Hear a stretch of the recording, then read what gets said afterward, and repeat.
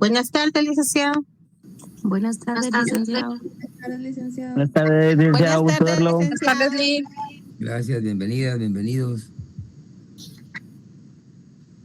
Qué gusto.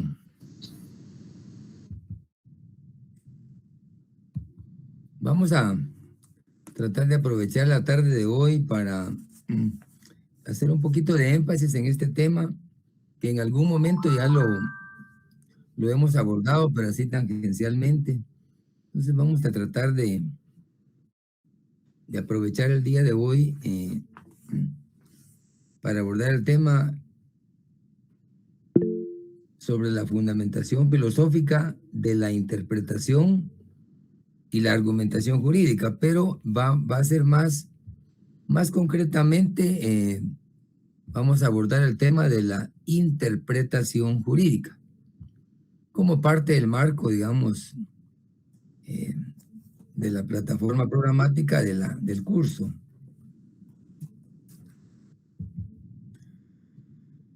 No obstante que les he hecho llegar un pequeño resumen, estuve revisando algunas notas, algunas anotaciones de algunos autores y hay una fundamentación bien interesante sobre la interpretación jurídica que es muy actual, pero es en el marco de la legislación de Francia.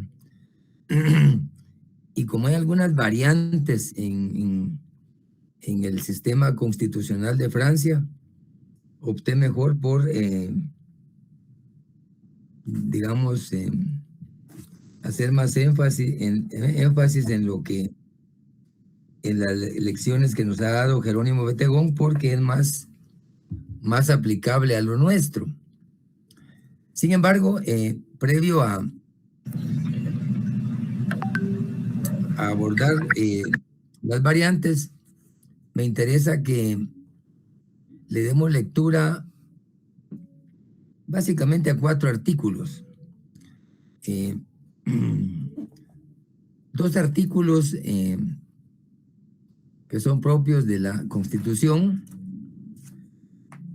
fundamentalmente porque cuando hablamos de interpretación, es cierto que todo juez en su momento, en la aplicación de la ley, tiene que interpretarla y tiene que utilizar métodos preestablecidos, ¿verdad? Uno como profesional del derecho también tiene que hacer esfuerzos de interpretación para aplicarlos en el momento que uno estime pertinente, ¿verdad? De manera que hablar de interpretación en ese marco no exime a un sujeto o a otro. Sin embargo, el órgano que está llamado a interpretar nuestra máxima ley es la Corte de Constitucionalidad. Y en ese sentido, les sugiero que por favor le demos lectura fundamentalmente el artículo 268 de la Constitución Política. Si alguien no lo quiere leer, pues será bienvenida o bienvenido.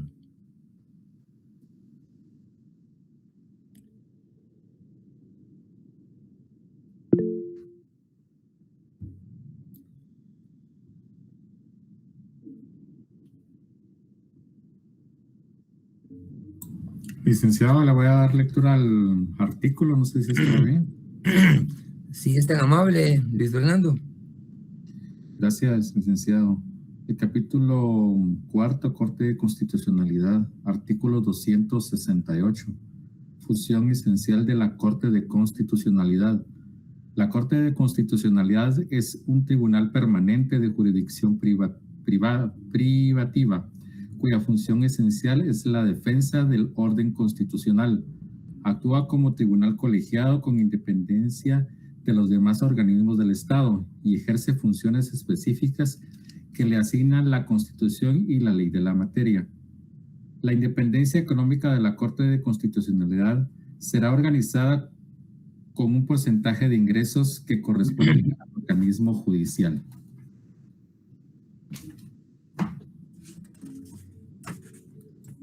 Muchas gracias. Acá lo importante es tener bien claro que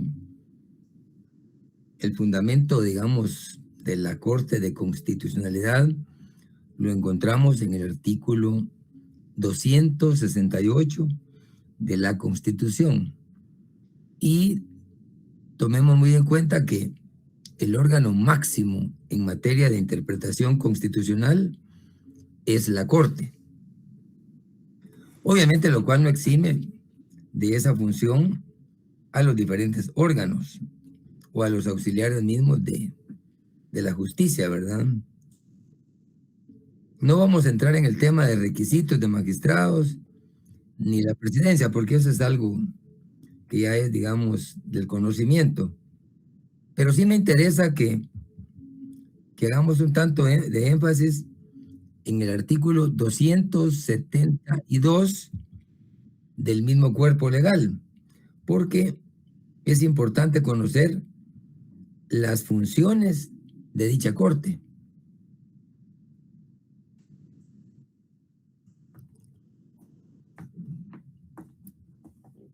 Si alguien más desea... ¿Gusta que le ayude a leer, licenciado? Si es tan amable, claro. Artículo 272. Funciones de la Corte de Constitucionalidad. La Corte de Constitucionalidad tiene las siguientes funciones. A. Conocer en única instancia de las impugnaciones interpuestas contra leyes o disposiciones de carácter general, objetadas parcial o totalmente de inconstitucionalidad. B. Conocer en única instancia en calidad de tribunal extraordinario de amparo en las acciones de amparo interpuestas en contra del Congreso de la República, la Corte Suprema de Justicia, el presidente y vicepresidente de la República. C.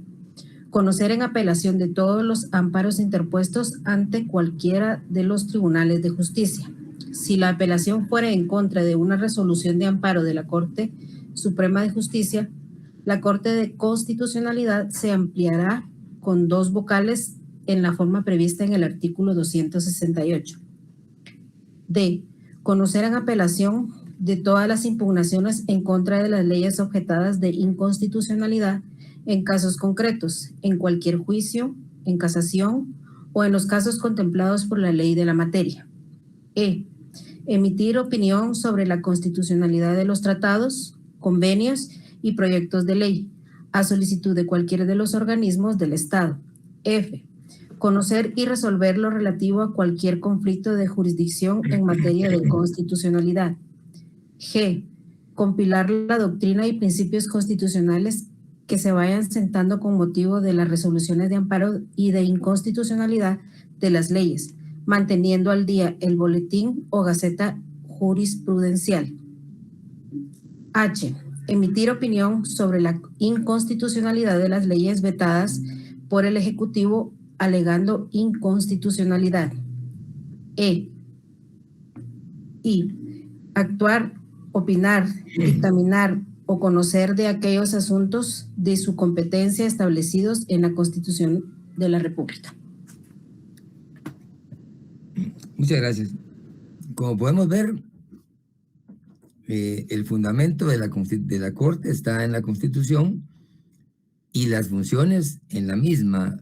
Y como pueden ver, las funciones son muy amplias, porque todo lo que es en materia de amparo, por muy ínfimo que parezca el tema, en apelación tiene que conocerlo. O sea, la única, digamos, institución que conoce en apelación es la Corte de Constitucionalidad, ¿verdad? Entonces, no importa el ámbito que sea, digamos, interpuesto ante un juez de primera instancia, ante una sala, ante la Corte Suprema, todo lo que es apelación se conduce hacia la Corte de Constitucionalidad. Eso es en materia de amparo, pero también en materia de inconstitucionalidades parciales o totales de la ley, y todo aquel asunto que tenga que ver con la eventual violación o incumplimiento de la Constitución. Nos remitimos exclusivamente a la Corte. Por eso es que se dice que cuando la Corte resuelve, bajo el punto de vista jurídico de nuestro sistema, ya no hay otro nivel que conozca, digamos. De ahí deriva a veces que muchos dicen que no es la Corte de Constitucionalidad, sino que la Corte Celestial, porque ya no hay, digamos, medios de defensa. Si la Corte ya dijo no. Sin embargo, mientras no haya jurisprudencia, que son 3 casos, digamos, contestes, mientras no haya doctrina generada, la Corte muchas veces sí cambia de opinión en ciertos temas, ¿verdad? Especialmente cuando hay cambio de autoridades o de magistraturas, muchas veces tienden a haber determinadas interpretaciones distintas, pero en todo caso son excepciones, ¿verdad? Otro artículo que me interesa que veamos siempre en el marco de la interpretación jurídica es el artículo 10 de la ley del organismo judicial. Aquí ya estamos hablando de una ley ordinaria, pero que es la base también en ese ámbito. Si alguien tiene la amabilidad, les voy a agradecer de que compartamos el contenido del artículo 10.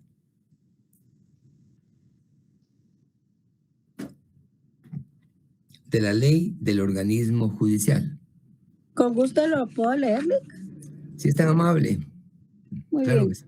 Artículo 10. Interpretación de la ley. Las normas se interpretarán conforme a su texto, según el sentido propio de sus palabras a sus contextos y de acuerdo con las disposiciones constitucionales. Cuando una ley es clara, no se desatenderá su temor literal con el pretexto de consultar su espíritu. El conjunto de una ley servirá para ilustrar el contenido de cada una de sus partes, pero los pasajes de la misma se podrán aclarar atendiendo al orden siguiente. A la finalidad y al espíritu de la misma. B, a la historia fidedigna de su institución. C, a las disposiciones de otras leyes sobre casos o instituciones análogas. D, al modo que parezca más conforme a la equidad y a los principios generales del derecho. Muchas gracias. Comentemos parte de las literales de ese artículo porque eso sí está muy, muy vinculado con lo que vamos a revisar ahorita, en este momento sobre el tema teórico. Cuando decimos a la finalidad y al espíritu de la misma, ¿de qué teoría estamos hablando ahí?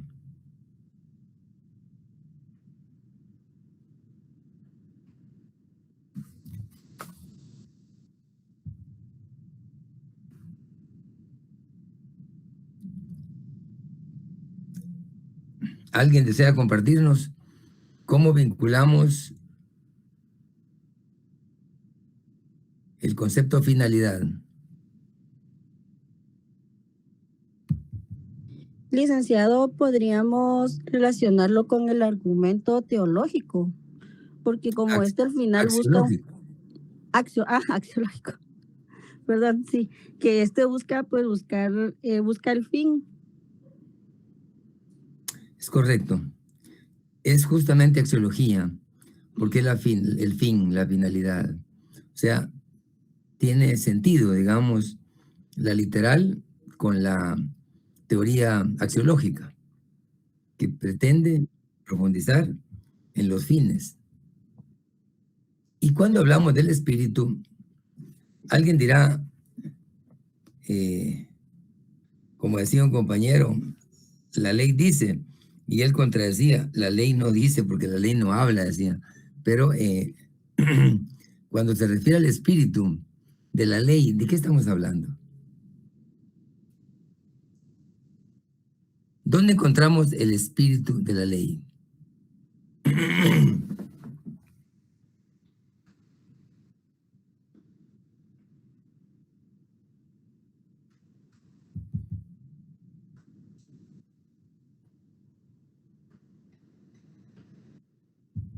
Pues sin más argumento, en una ley, aparte del proceso que conlleva, en la parte la parte considerativa, es la parte donde se expresa lo que se pretende.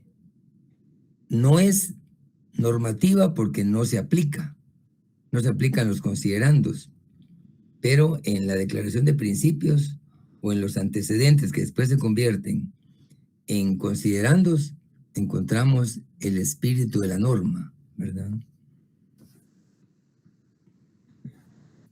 O sea, Otra forma de profundizar, digamos, en relación a lo que el creador de la norma manifestó o pretendió en su momento. Si hablamos, por ejemplo, de una norma constitucional, si queremos profundizar en las razones axiológicas o el espíritu de la misma, tenemos que remitirnos al diario de sesiones de una Asamblea Nacional Constituyente para establecer la argumentación utilizada previa a crear la ley, la norma, ¿verdad? Entonces, queda contenido, digamos, en el diario de sesiones, la argumentación dada o la justificación para la creación de la norma, ¿verdad? Si queremos, obviamente, profundizar en el contenido de ella, ¿verdad? Pero también es interesante, por ejemplo, ver, digamos, analizar cuando dice la literal B, la historia fidedigna de la institución. O sea, todo ese recorrido, todo ese proceso que llevó para constituirse como tal, ¿verdad? O sea, la historia ocupa un lugar especial en cada ley. ¿Por qué? Porque el derecho es dinámico, como lo hemos visto, ¿verdad? Y el derecho es movible, es sujeto a cambios, porque todo depende de digamos, de la ruta o de la dinámica de la sociedad, ¿no? Por ejemplo, hace algunos años, en materia educativa, era algo novedoso y en alguna medida, en algunos centros educativos, la misma modernidad en el uso inicialmente el Internet, exigían que los alumnos tuviesen tablet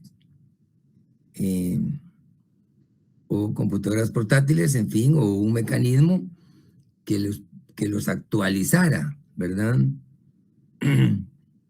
Como parte de la dinámica, ¿verdad? Pero vean cómo es de interesante, digamos, esa misma dinámica. Eso fue hace quizá unos 10 o 15 años. ¿Ustedes saben cuál es uno de los países europeos más avanzados en materia educativa? En el sentido de presupuesto, dedicación y formación de la sociedad en general.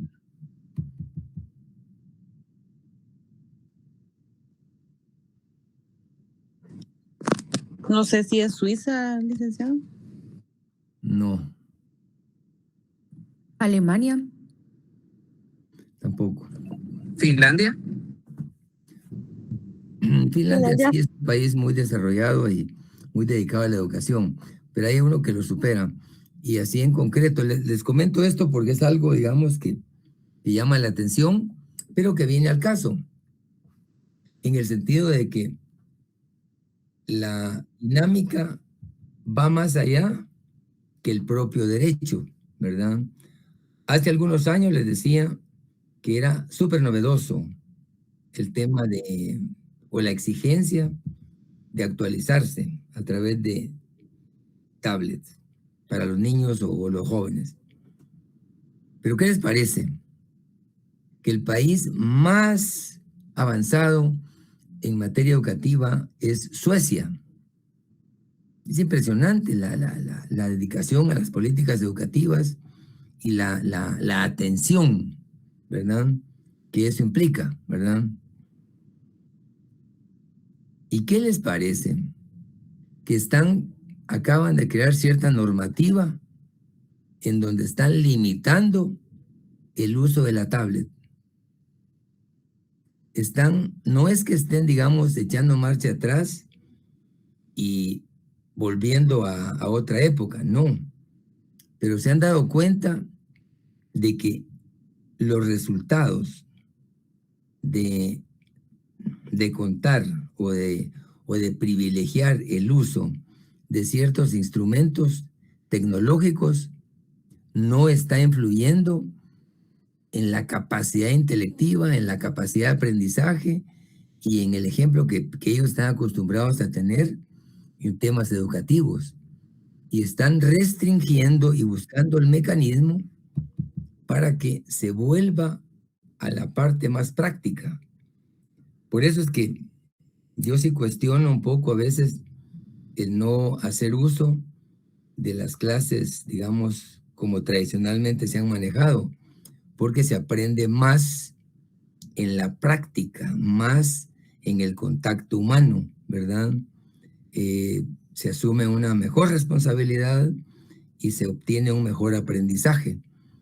Eso que está pasando en Suecia debiese ser una alarma mundial, porque están tratando de volver al lápiz y al papel, porque los niños se distraen mucho. Por eso yo, desde hace varios años, siempre he dicho que uno como padre responsable no debe darles a los niños un teléfono para que se entretengan, porque la mayoría de papás jóvenes, a cambio de que los niños no les distraigan, les dan su teléfono y que pasen ahí con el dedito ahí jugando con sus aplicaciones, a cambio de que los dejen a ellos en su rutina. El efecto que eso van a obtener no va a ser nada favorable. Entonces, traigo a colación este caso porque ustedes pueden hacer las consultas del caso. Es un tema definitivamente de actualidad, en donde Suecia está analizando cómo retomar ciertas prácticas para que puedan, digamos, obtener un mejor conocimiento y no distraerse, porque hay demasiada distracción con los instrumentos electrónicos y se aprende menos. Hace unos días me comentaban, yo no soy tanto de esta línea, pero obviamente es necesario hacer los esfuerzos. Me comentaban de una plataforma que es una plataforma novedosa si se aplica en aspectos de interés, pero si se aplica en aspectos estudiantiles, creo que se puede ganar un examen con 100, pero no conocer nada. El sistema, si no me equivoco, se llama, o la plataforma Gemini, que da la explicación de todo en una forma sistémica o digamos actual o de momento. Entonces, cualquier pregunta que se haga, la responde. Obviamente es parte de la inteligencia artificial y está bien como uso tecnológico para efectos de una empresa o para efectos de un análisis de un tema que vaya más allá. Por ejemplo, un médico que tenga duda con un diagnóstico y que quiera, digamos, hacer ciertas consultas que no le da tiempo de leer una enciclopedia porque el tema es de emergencia. Por supuesto que es valiosísimo, digamos, esa consulta. Pero si uno en el proceso de aprendizaje va salvando cada examen bajo ese concepto, me cuentan dentro de 3 años cuál es el conocimiento que tienen, ¿verdad? Entonces, creo que es importante el buen uso de la tecnología, pero hay que ser objetivos y propositivos, porque si lo hacemos solo por evadir, peligroso, porque no aprendemos casi nada, ¿verdad? Para concluir con los artículos, me interesa también que le demos lectura al artículo 11 de la misma ley.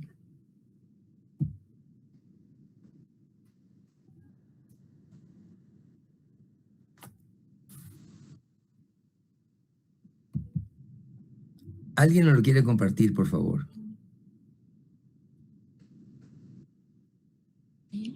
Explique el artículo 11 de la Ley de Organismo Judicial siempre. Sí, por favor. Si gusta, le doy lectura. Gracias. Idioma de la ley. El idioma oficial es el español.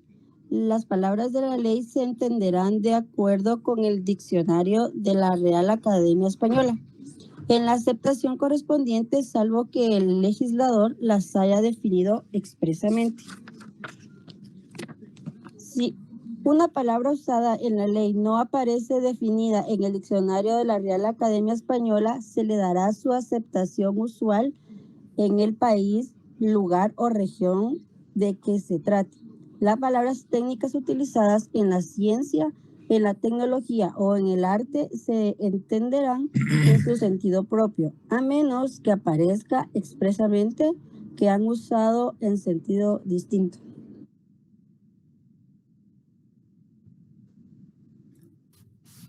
Gracias. Y para concluir este apartadito, el artículo 12 nos indica integridad de las disposiciones especiales. La ley que tenga por objeto aclarar o interpretar otra ley no produce efectos respecto a actos ejecutados, ni respecto a la cosa juzgada. La idea de integrar dentro de lo posible la función de la Corte, la definición de la Corte como un órgano de jurisdicción privativa y la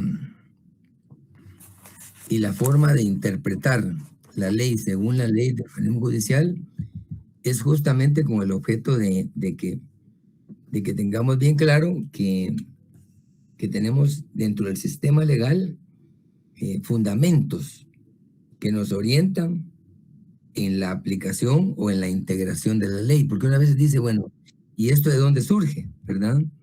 Entonces, a eso se refieren estos artículos de cómo interpretar o cómo integrar, ¿verdad?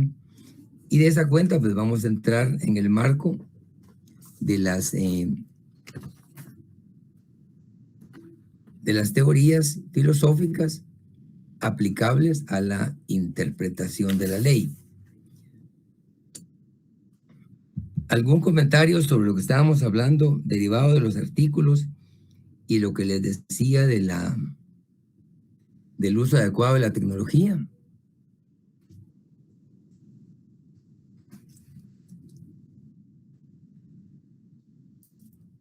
Porque uno como ser humano obviamente se equivoca, ¿no? Pero es importante discutir los temas, especialmente cuando son de interés, ¿verdad?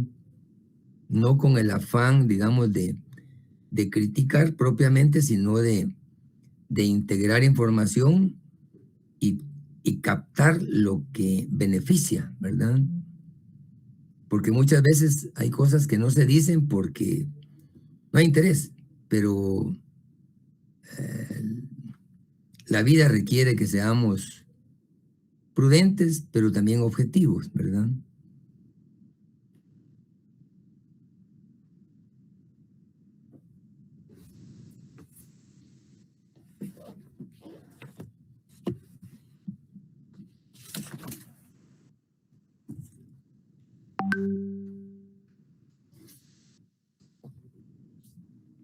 Buenas noches, licenciado. Yo solo quería comentar en relación al uso de los medios tecnológicos, en relación con la educación. Yo considero que es importante tener un balance, un equilibrio entre la educación y la tecnología. Considero que, si bien es cierto, los niños, los adolescentes, los jóvenes y hasta los adultos, es cuestión de concientización del uso de las aplicaciones, las tecnologías, para apoyarnos en cuanto al desarrollo de nuestra educación, pero también tener límites, porque también, si bien es cierto, las redes sociales como Facebook, Twitter y todas las que existen, a veces lejos de aportarnos, nos distraen y nos quitan el tiempo. Pero si hacemos un uso adecuado para el enriquecimiento, por ejemplo, de nuestra carrera de Derecho, considero que hay muchas plataformas, hay muchas tecnologías que nos pueden ayudar a ampliar nuestro conocimiento, pero hacer concientización del uso responsable de todo lo que existe, de todos los medios tecnológicos que existen hoy en día. Sí, creo que estamos de acuerdo, definitivamente, sí. Sí, no se puede, digamos, obviar, ¿verdad? Porque entonces sí es parte de la dinámica. Así es. Todo lo que sea en sentido positivo, bien orientado, pues definitivamente bienvenido, ¿verdad?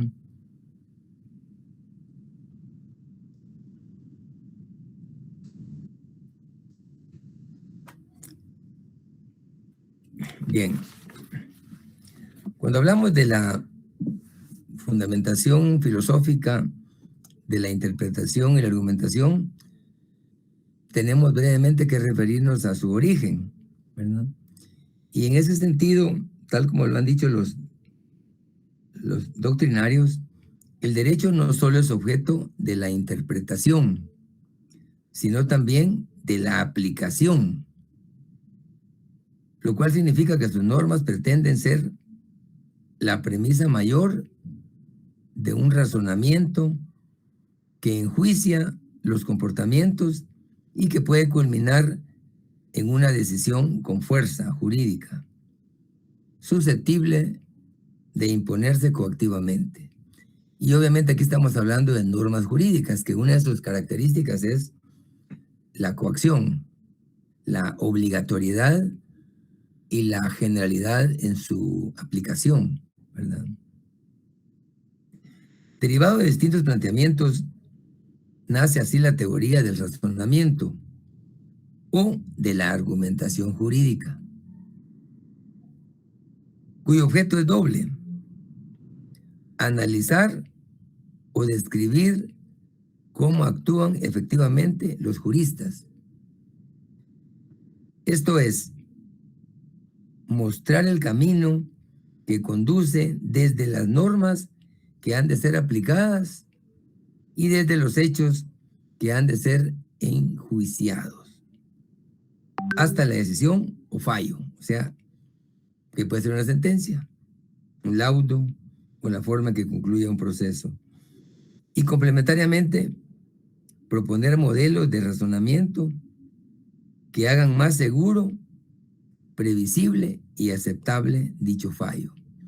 Aquí estamos hablando de la necesidad de que tiene que haber certeza jurídica, porque si no hay certeza jurídica, imagínense qué inestabilidad lo que genera, ¿verdad? Por eso es que hay instituciones que cometen un gran error cuando abordan temas en el sentido de que dicen son los criterios que aplicamos, ¿verdad? No es correcto, porque tiene que haber fundamento para tomar ciertas decisiones. Si a criterio nos vamos, cada uno con su temperamento o su condición o su fuerza va a imponerlos. Entonces, no se trata de criterios, sino de fundamentos. Imagínense que, por ejemplo, los mandatos en el organismo, en el Archivo General de Protocolos, los no los acepten o los rechacen únicamente partiendo de criterios, no es correcto. Tenemos que defendernos y decir, bueno, si usted habla de criterio, que está mal aplicado el concepto, hablemos de la causalidad, hablemos del fundamento que tiene para admitir o no admitir, para rechazar, para poner un previo, ¿verdad? Pero es bien delicado cuando cualquier cosa dice, no es el criterio utilizado. Como así lo aplicaba fulano de tal, así lo seguimos aplicando. No es la forma más adecuada de resolver este tipo de situaciones, ¿verdad? Y en ese sentido, el hablar de métodos implica que se denomina métodos de interpretación a ciertas normas recogidas por el propio derecho o utilizadas de facto por los juristas, cuyo objeto es ayudar a la interpretación de las demás normas. Esto es, ayudar a resolver los problemas interpretativos. Y obviamente el número de métodos es amplísimo, ¿verdad? Por ejemplo, en el método francés, que no lo vamos a abordar porque es un poquito más complejo y nos saca un poquito del tema nacional, ellos aplican 3 métodos, que uno es el cognitivo, otro es el escéptico y el tercero es el ecléctico. Es decir, cada país tiene lo suyo, ¿verdad? Sin embargo, uno de los que más se adapta a lo nuestro es el análisis que estamos compartiendo. Y en ese sentido, el primer método que me permito compartir en base a la doctrina es la argumentación gramatical o filológico. Gramatical o filológico. Y aquí sí ya estamos hablando de un método, de un sistema interpretativo. ¿Y en qué consiste este método? Como se ha indicado, el derecho se expresa mediante el lenguaje común. Y por tanto, nada más razonable que interpretarlo con arreglo al significado ordinario que tienen tales palabras en el lenguaje de la gente. Por eso es tan importante cuando hablamos del idioma. Esta teoría la podemos vincular perfectamente con el artículo 11 de la ley del organismo judicial. La teoría nos dice, el derecho se expresa mediante el lenguaje. Por eso se habla de lo filológico, que es el lenguaje. Por tanto, nada más razonable es de que interpretarlo con arreglo al significado ordinario que tienen las palabras. ¿Y qué nos dice el artículo 11 tal como lo leíamos?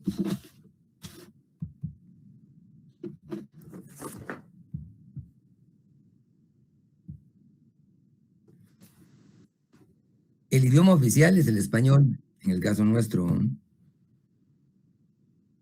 Las palabras de la ley se entenderán de acuerdo con el diccionario de la Real Academia Española, en la acepción correspondiente, salvo que el legislador haya definido expresamente. Cuando dice aquí salvo que el legislador haya definido expresamente, se refiere a alguna ley de carácter técnico que no sea de común, digamos, uso. Entonces, evidentemente, si hay una ley que requiera ese lenguaje, por ejemplo, imaginémonos, por ejemplo, las leyes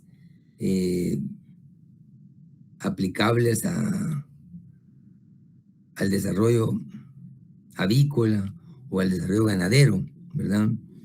Que hay muchos términos utilizados por los especialistas que pueden ser ambientalistas, agrónomos o médicos veterinarios. Vamos a encontrar palabras en determinada normativa que obviamente tenemos que acudir a un diccionario porque no podían aplicarla con lenguaje, digamos, común, ¿verdad? Entonces, a eso se refiere en que hay casos en que sí, digamos, la norma no utiliza los términos comunes, ¿verdad? Pero la ley hace la excepción, ¿verdad? De manera que es importante esta teoría porque este método, porque es un método gramatical, de acuerdo a su texto y a su contexto. Eso dice la ley. Y eso dice la teoría, que se expresa mediante el lenguaje común, ¿verdad? ¿Estamos bien ahí? ¿Hasta ahí?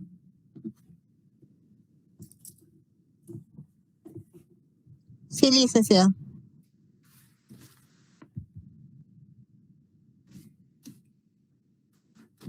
De acuerdo. Otro método que es importante es el argumento sistemático. Nos dice el argumento, parte de la idea que el derecho es un sistema compuesto de diversos subsistemas, dotados cada uno de ellos de principios y valores propios. Por eso, cuando se habla del sistema jurídico, el sistema tiene conformaciones derivados de subsistemas, ¿eh? Entonces, el método que estamos hablando acá se refiere justamente a eso, que el derecho está compuesto de sistemas, y por eso es que las leyes hay que verlas en su conjunto. Muchas veces uno hace un comentario sobre una norma, pero no se da cuenta que hay otra, ya sea que contradice o limita. Entonces, por eso es que cuando se habla de leer las cosas en su texto, quiere decir que tenemos que leer lo que tenemos al frente, el contenido, lo duro, pero interpretarlo en base a su contexto, ¿verdad? Al entorno, ¿verdad? Por ejemplo, si vemos una imagen del lago de Atitlán, ¿verdad? Que es un lago hermoso. Nos podemos concentrar en el cuerpo de agua, en el espejo de agua. Ese sería como el texto, ¿no? Pero para analizarlo, tenemos que ver las cuencas, el entorno, los pueblos que lo conforman, ¿verdad? Y vamos a encontrar una enorme complejidad, digamos, en el tema idiomático, por ejemplo.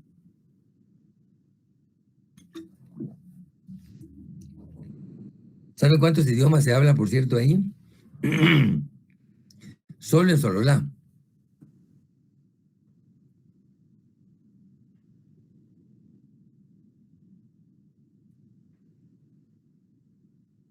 ¿Alguien sabe? No, licenciado. No, licenciado. No, ¿verdad? Es curioso, pero es interesante porque en Sololá se hablan tres. La parte sur del lago, desde San Lucas Tolimán, pasando por Santiago, San Pedro, San Juan, incluso, si no me equivoco, San Pablo, se habla Sutujil. Ustedes saben que hay un reinado Sutujil, hubo una fortaleza Sutujil previo a la conquista.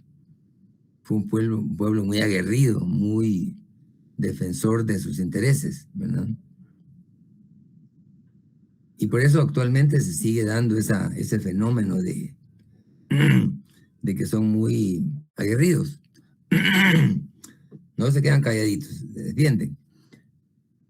Pero también hay otra parte de la población que habla quiché. Y estoy hablando del territorio de Sololá. Y hay una parte que habla cachiquel. Lo que se habla, por ejemplo, en Santa Lucía de la Reforma, no necesariamente es lo mismo que se habla en la cabecera de Sololá, ¿verdad? Entonces, hay 3 idiomas que coexisten, ¿verdad? En un mismo departamento. Entonces,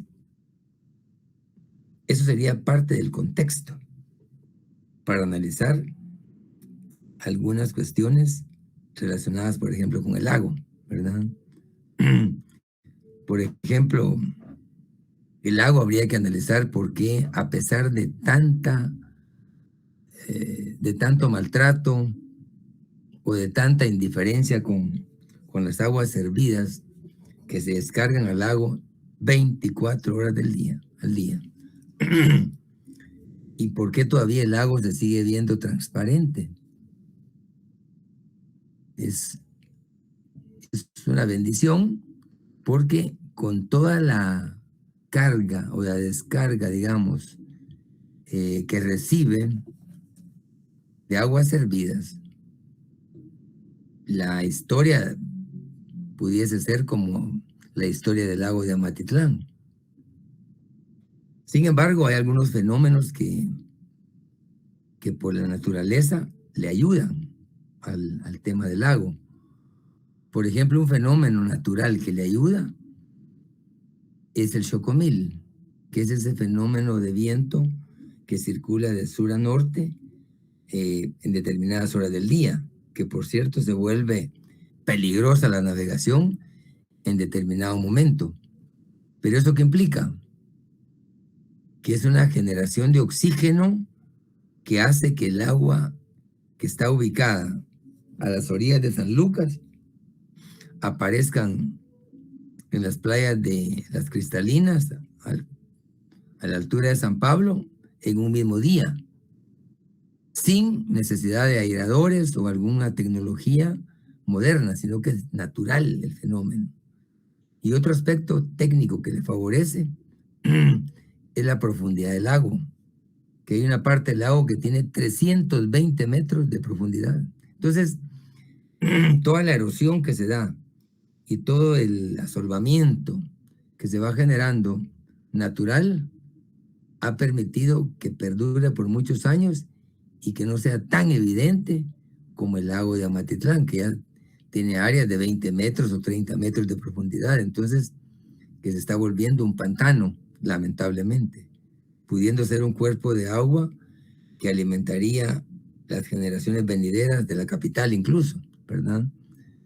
Pero les comento esto no como para distraernos de la clase, porque no es derecho ambiental, pero sí que tiene relación con el texto y el contexto de una norma, ¿verdad? Si analizamos, por ejemplo, esos temas, no tenemos que quedarnos solo con la letra que está en el texto. Tenemos que ver el entorno, por qué surgen las cosas, ¿verdad? Hacia ahí va un poco la didáctica, ¿verdad? Otro método que es sumamente interesante es el argumento sistemático. Y en tercer lugar, el argumento histórico, que supone que, salvo que se deduzca otra cosa, a los enunciados normativos se les debe atribuir el significado que tradicionalmente se les venía otorgando, garantizando así la seguridad jurídica. ¿Qué quiere decir eso? Que no podemos interpretar una norma de una forma hoy porque se le ocurre al funcionario y de otra forma el día de mañana. Tiene que mantenerse, digamos, la interpretación, ¿verdad? Porque eso da seguridad jurídica, ¿verdad? Ese es el gran problema que se da en las instituciones de gobierno.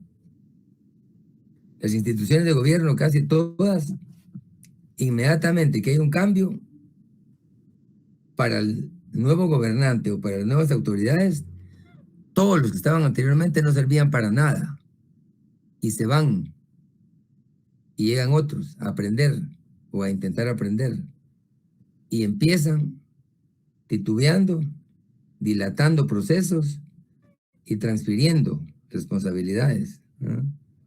Lo vemos, por ejemplo, con el sistema de carreteras, ¿ah? Hasta que termine este gobierno, creo que van a empezar a hacer la limpieza de las carreteras. Entonces, porque al final del camino se aprende. Lo que dijo García Márquez, creo que tenía toda la razón. Lástima que la sabiduría nos llega cuando ya estamos viejos, decía él, ¿verdad? Y eso yo lo traslado a las autoridades, que al final del camino medio aprenden y empiezan a aplicar la ley. Pero mientras tanto, ¿qué pasa con los intereses del pueblo, verdad? Mientras tanto se dilapidan los presupuestos y no hay eficiencia, no hay resultados, ¿no? Por eso es importante el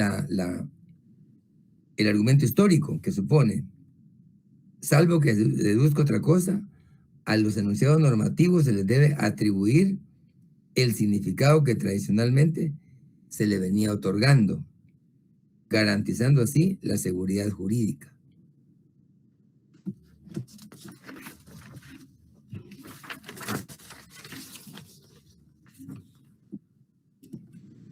¿Están de acuerdo en dicho argumento o creen que los ideólogos de estas teorías están equivocados? Es importante que opinemos.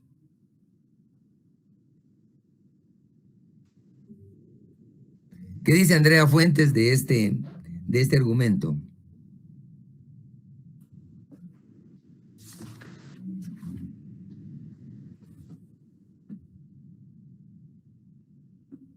Lo que la compañera opina, yo considero que sí, totalmente de acuerdo con lo que dice García Márquez, porque lamentablemente uno en la vida va adquiriendo sabiduría en base a las experiencias vividas y como dicen a la prueba y al error, ¿verdad? Lamentablemente a veces tenemos que pasar en carne propia muchas situaciones para valorar la vida, valorar la familia, la educación y valorar todo lo que tenemos en nuestro alcance. Y a veces cuando somos jóvenes, nuestra inmadurez, nuestra poca experiencia nos hace tomar malas decisiones y damos más vuelta a la vida y al final resultamos haciendo cosas hasta el final del camino, ya que nos hemos reivindicado. En relación a los gobiernos, pues también totalmente de acuerdo, cada gobierno trae sus políticas de gobierno. Empiezan solo con el conocimiento, pero no con la práctica, y no es lo mismo la teoría y la práctica. Entonces, en lo que se van adaptando al puesto, a las funciones, a lo que deben de realizar en pro del pueblo, pues va pasando el tiempo. Es como este gobierno que pues ofreció una primavera y pues yo creo que lo vamos a ver hasta el final del gobierno y un poquito nada más, porque en lo que ponen a los diferentes funcionarios en los diferentes puestos a echar a andar los proyectos que ellos traen y a veces se perjudican porque hay proyectos que quedan a medias y si el otro gobierno no trae las mismas políticas, eso se queda abandonado. Entonces, en lo que aprenden sus funciones, en lo que aprenden qué es lo que tienen que hacer, pues se cometen muchos errores y pues se ven pocos resultados. En cuanto a la educación, al derecho, ¿verdad? También considero yo que a veces como estudiantes no tenemos esa conciencia de estudiar para la vida, estudiamos para un examen, no tenemos conocimientos vastos en cuanto a cultura, porque usted nos preguntaba pues muchas cosas que deberían de ser de cultura general, más sin embargo no las manejamos, no las conocemos, porque nos hemos limitado solo a estudiar o aprender lo que nos dicen y no somos autodidactas, no aprendemos los contextos, no aprendemos lo que en realidad deberíamos de conocer para como futuros profesionales, ¿verdad? Y como estudiantes del derecho, para tomar las mejores decisiones en cuanto a la relación a nuestras vidas y a las personas que en algún momento van a requerir de nuestros servicios, porque si tuviéramos todos esos conocimientos, el contexto de la situación, pudiéramos como abogados poder orientar mejor a nuestros clientes y encaminar mejor los casos para que estuvieran mejor protegidos y resguardados, ¿verdad? Así como nos lo plasma la Constitución de la República, ¿verdad? Que al final en sus considerandos en el inicio dice, ¿verdad? ¿Cuál es el fin del Estado? Que es el bien común de todas las personas, el brindarle seguridad, justicia, el aplicar la teoría ecléctica, ¿verdad? Que pues protege al feto desde el vientre de la madre. Entonces, si tuviéramos todo ese tipo de conocimientos a profundidad y conocer el contexto de por qué los legisladores plasmaron eso en nuestras leyes, fuéramos unos profesionales que pudiéramos resolver mejor las situaciones del día con día. Muy interesante, muchas gracias.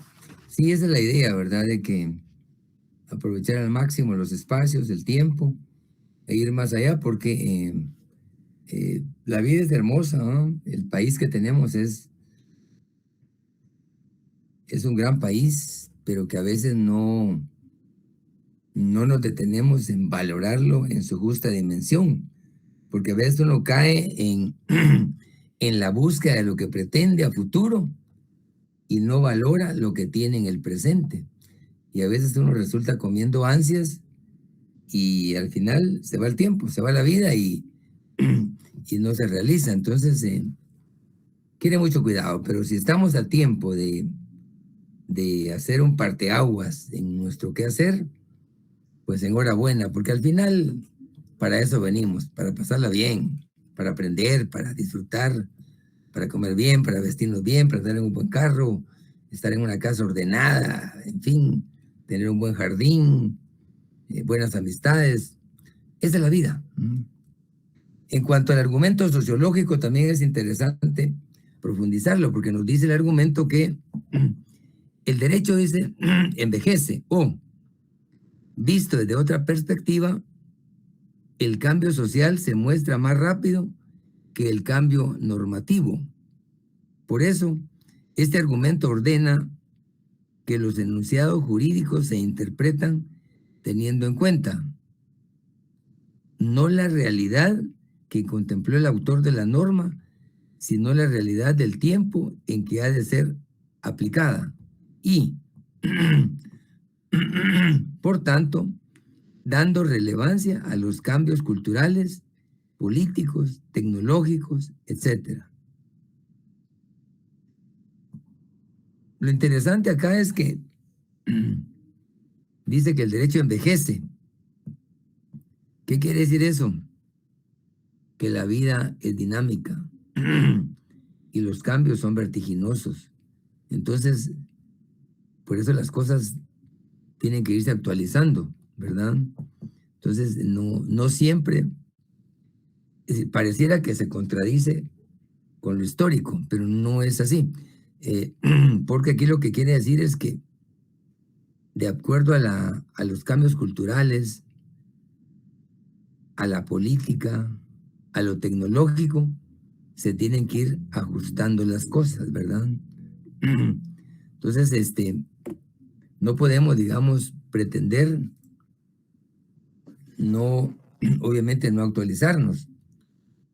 Eso no quiere decir que irrespetemos lo que ya está, pero como las cosas son perfectibles, lo que quiere decir es que estemos en esa dinámica. Lo que decíamos en algún momento de Heráclito o de los presocráticos, sobre lo que significaba el agua, sobre la dinámica, sobre la justicia, sobre los valores. Los cambios culturales son importantes, ¿verdad? Porque reflejan avances sociales, ¿verdad? Los cambios políticos también son importantes, y no digamos los tecnológicos, pero por eso el argumento sociológico ordena enunciados jurídicos, ¿verdad? De la realidad. Entonces, cuando él dice que no la realidad que contempla el autor de la norma, quiere decir, por ejemplo, nuestros constituyentes pensaban de una manera en 1900, 85. Por ejemplo, cuando se creó las comisiones de postulación, 1985. ¿Creen que dichas comisiones están haciendo lo mejor?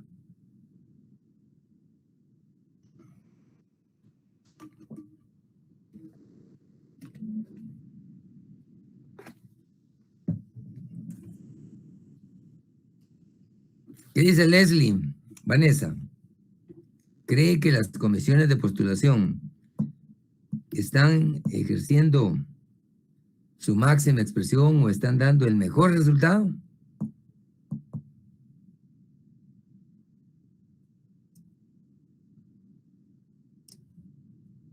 ¿O alguien desea compartir su opinión? Licenciado, buena tarde. Considero de que no. Lastimosamente todo el gobierno está captado y no podemos confiar en ninguna comisión. Los pocos buenos somos muy pocos y la corrupción abarcó demasiado todas esas comisiones. Sí, lamentablemente, cuando se generó la idea de crear comisiones de postulación e involucrar a la academia, la idea de los constituyentes fue magnífica, fue buena, fue sana, dijeron ellos, desliguemos un poco lo político e incorporemos a la academia para garantizar que se nombren a los mejores profesionales en los diferentes órganos. El ideal fue interesante, fue bueno, pero en la práctica se ha ido deformando, porque ahora alguien puede sacar, digamos, de acuerdo a la regla de tabulación o de gradación, 100 puntos. 100 puntos. Pero no es objeto de elección. Ya sea porque se considera una persona corrupta o una persona sin valores o una persona con poca experiencia. Entonces, los resultados que han venido dando, lamentablemente no han sido los mejores, ¿verdad? Sin embargo, en su oportunidad, lo que se pretendía era que fuera una dinámica distinta y favorable a los intereses del país. A eso se refiere, digamos, el argumento sociológico, que los cambios, tanto culturales, políticos o tecnológicos, influyen, y por eso la interpretación tiene que ser bajo esos ángulos, porque derivado de eso llegamos a otro tipo de conclusiones, ¿verdad? Para ir concluyendo, nos encontramos también con la argumentación teleológica. Quiere mucho cuidado con estas definiciones porque a veces uno puede confundirse, y por eso es importante concentrarse y saber la diferencia entre lo sociológico, por ejemplo, y lo teleológico o lo axiológico. En el tema teleológico se refiere a la hipótesis de este argumento es que las normas jurídicas no son simples mandatos, dicen, sino que forman un conjunto sistemático dotado de fines que se consideran objetivos a conseguir con la comunidad. Ejemplo, libertad, igualdad, entre otros. Lo teleológico, que se refiere a los fines, ¿verdad? A diferencia de lo sociológico, que se refiere a otro tipo de cambios. Otro elemento de interés es la argumentación analógica. Cuando hablamos de analógica, inmediatamente asociemos analogía. Analógico, analogía. Y esos son métodos de aprendizaje a veces que nos ayudan la capacidad que tenemos de asociar una cosa con la otra, porque a veces a uno se le escapan las ideas o se le escapa, digamos, en qué momento hacer las comparaciones, pero esas argucias a veces que uno tiene, asociativas, ayudan mucho a no esforzarse mucho y concentrar, digamos, un concepto. Como se indicó en su momento, el recurso a los principios generales del derecho se conoce también como analogía iuris y consiste en la obtención de un criterio normativo común a ciertas normas que comparten alguna circunstancia con el propósito de aplicar ese criterio, siempre que se den las circunstancias en cuestión. Y aquí sí hay que tener mucho cuidado porque analógicamente se pueden asociar muchas normas y aplicarlas incluso, exceptuando en materia penal. La analogía es prohibida, no existe. No puede haber un delito que se parezca al otro. O sea, cada cosa tiene su especificidad. No. Aquí sí, por favor, no confundir la analogía o pretender aplicar la analogía en el ámbito penal, porque ahí sí hay prohibición. Es una excepción al argumento analógico, ¿verdad? Puede hacerse una interpretación analógica entre una norma y otra en diferentes materias, exceptuando lo penal. En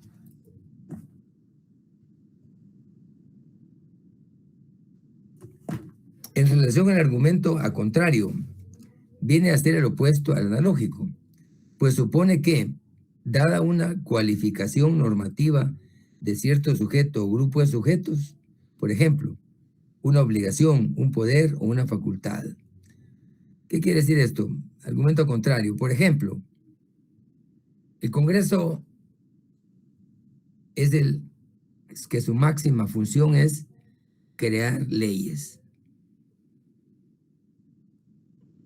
ordinarias. El Ejecutivo puede crear leyes reglamentarias, pero nunca, aunque es parte del proceso de creación de una norma ordinaria, porque es el que lo publica y puede, digamos, ponerle un freno en algún momento, ¿verdad?, a una normativa, ¿verdad? No quiere decir que el Ejecutivo tenga la facultad de aprobar, o sea, de generar, goza de iniciativa, pero quien aprueba la ley es el Congreso. El Ejecutivo la publica, ¿verdad? Entonces, el argumento en contrario es distinto al analógico. No podemos decir, lo que hace el Congreso también lo hace el Ejecutivo, porque es distinto. Entonces, quiere mucho ejemplo, porque quiere mucho cuidado, porque con el tipo de obligaciones o el poder o la facultad, cada ente tiene lo suyo, ¿verdad? Y ahí, por favor, no confundir dichos extremos. Otro argumento que también es importante es el argumento psicológico. Este argumento recomienda atribuir a la norma el significado que resulte más acorde a la voluntad del sujeto que la dictó. Este es un argumento que actualmente se utiliza poco porque era más aplicable a los antiguos regímenes, digamos, en este caso las monarquías, ¿no? Aquí se aplicaba la ley que el rey decía, ¿no? Entonces, sí era más aplicable a los regímenes anteriores. Y por último, que no es el único argumento, que no es la única fórmula para interpretar, es el argumento autoridad. ¿Qué quiere decir? Supone que las normas deben ser interpretadas de modo uniforme y coherente a como lo fueron o fuera en ocasiones anteriores por el mismo o por otro operador jurídico. Esto lo que nos está, digamos, inspirando es certeza. No podemos estar interpretando una norma de una forma hoy y de otra forma mañana, ¿verdad? A eso se refiere el argumento autoridad, que haya certeza, que haya seguridad, que haya convicción y que se respeten los parámetros establecidos en la norma, ¿verdad?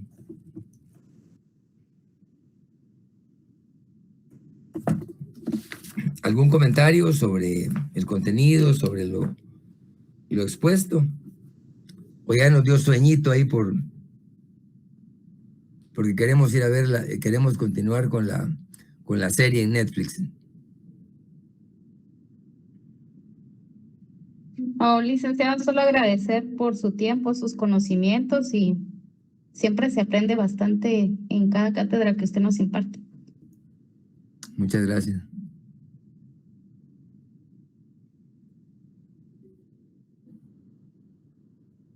¿Alguna observación? Tenemos todavía, según el calendario, ya tienen conocimiento, ¿verdad?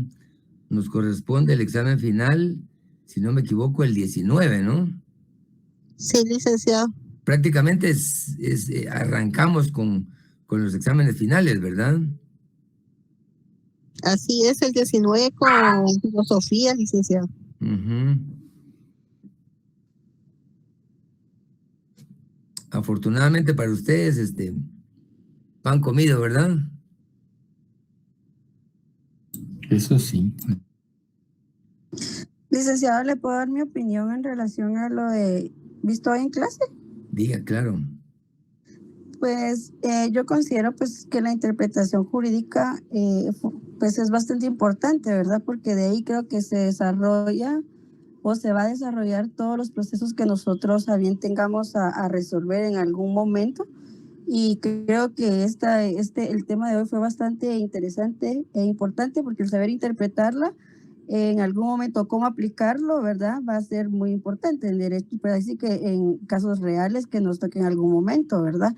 Y pues como todo, pues considero que cada día aprendemos algo nuevo y considero de que sus clases siempre han sido, bueno, son parte fundamental, por ende están dentro del pensum de la carrera, porque considero que el poder tener una buena lógica y una buena interpretación nos va a ayudar muchísimo en casos futuros que nosotros tengamos a bien interpretar, ¿verdad? Entonces, como dijo mi compañera Nini, pues sí, simplemente pues agradecer, aunque pues ya tengamos ganada esta clase, creo que es importante siempre seguir aprendiendo y pues más sus conocimientos son bastante importantes, máximo que estamos ya en la fase final y pues esto viene como a hacer relación a todo lo visto anteriormente, ¿verdad? Todo lleva una secuencia y en este caso pues su curso no es la excepción, ¿verdad? Entonces de mi parte agradecerle por todo el tiempo que nos ha brindado tanto presencial como virtualmente. Gracias, Lick. No, muchas gracias, encantado.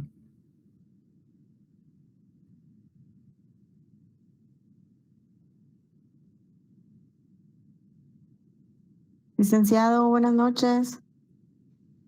Buenas noches. Yo quería hablarle algo personal. Yo era del grupo de las que no estaban asignadas, pero ya me logré asignar. Solo para ver si cómo hacemos con mis notas, si me las pueden asignar o qué debo hacer. Caramba, usted me está indicando que no estaba asignada y que hoy sí ya está asignada. Ah, sí, pero ya. se sometió a ambos exámenes. Sí. La vez Hágame pasada llegar enviaron un listadito de los que no estaban asignados y yo estaba ahí, pero hoy ya estoy asignada. Sí, ojalá que eso en el futuro, ¿verdad? Que se logre superar, porque sí es un poco complejo, digamos, lograr ese extremo al final del semestre, ¿verdad? Pero si usted se sometió al primer examen, yo conservo los exámenes, ¿no? Entonces, y si el sistema nos permite, pues creo que tiene que haber alguna solución, ¿verdad? ¿En el segundo examen también se sometió? Sí, también. O colocar, no sé, es que no sé cómo podríamos hacer, si buscar mi examen y si es posible colocarme en la nota final, aunque no aparezca en los parciales. No sé si es posible. Sí, se puede promediar en todo caso, pero mándale la información al compañero Godínez número de carnet y cómo localizarla. Y, digamos, en el transcurso de la semana se analiza el caso y se busca la solución, porque si ya se sometió a los exámenes y está asignada, pues para usted sería lamentable, digamos, perder el semestre en esta clase. Muy bien, muchas gracias. Yo le voy a escribir. Si es tan amable, con mucho gusto, y vemos qué se puede hacer. Le agradezco mucho. A la orden. Pues tenemos todavía 3 periodos de clases, digamos, según la calendarización. Vamos a tratar de siempre aprovechar el tiempo, por lo menos en los siguientes 2, porque el contenido sí, a pesar de que no han sido muchas las clases, sí hay bastante contenido para el examen final. Afortunadamente, por el sistema, no podemos pretender un examen de la forma tradicional. Entonces creo que el resultado va a ser positivo en general, y yo les deseo de antemano pues éxitos en su carrera y en su vida diaria, pero sí la sugerencia sigue siendo: hay que formarse, hay que prepararse, porque no solo pensando en la competencia, sino en la actitud personal. Es importantísimo lo que uno siente de uno mismo, la valoración que uno se da, no por lo que dicen que uno es, sino por lo que uno es. Entonces, mi sugerencia es: hay que seguirse preparando, ¿verdad? Así es que un gusto, y nos vemos, Dios mediante, en la próxima clase, si Dios así lo quiere. Que tengan una buena noche. Licenciado. Gracias, feliz noche. Gracias, Lidia.